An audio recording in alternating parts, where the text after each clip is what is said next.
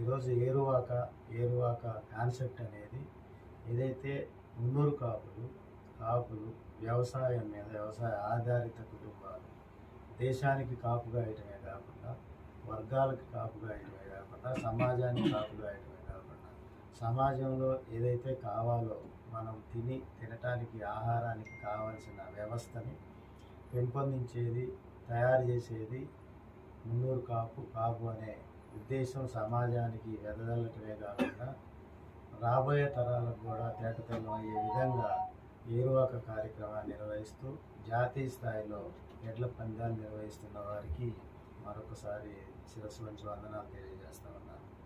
అందులో భాగంగా పెద్ద నాయకత్వంతో ఒక 6 రావటం, వారితో పాటుగా మన పెద్దలు ఇక్కడ పెన్ ఆర్గనైజేషన్ గురించి మనం చెప్పుకోవాలి.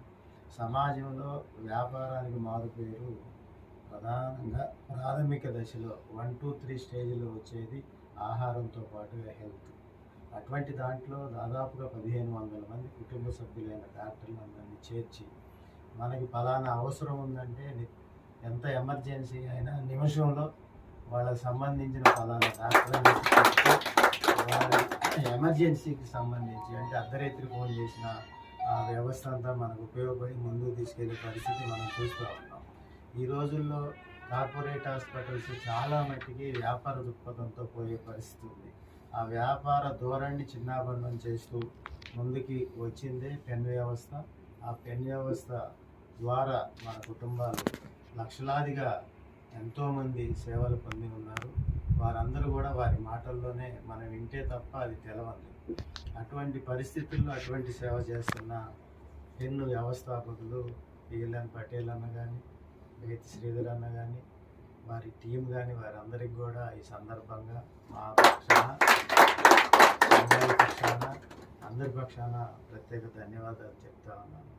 ఈ కార్యక్రమంలో ప్రధానంగా ఊసారా గారు సీనియర్ న్యాయవాదిగా ఉండి సమాజంలో ఒక వృత్తిలో జనరల్గా దానికి సంబంధించి మనం చెప్పకూడదు, కానీ అది ఎంత పెద్ద కేసు అయినా లీగల్ ఒపీనియన్ అనేది ఫోన్ ద్వారానే చెప్తాడు అన్న. ఎంత సమస్య అయినా అది చాలా అంటే ఆ సమస్య వచ్చినప్పుడు ఆ కేసు తీవ్రత రీత్యా ఆ బాధితులకు మాత్రమే ఆ విలువ తెలుస్తుంది, దాని యొక్క ఖర్చు తెలుస్తుంది. ఈ రెండు అధిగమించి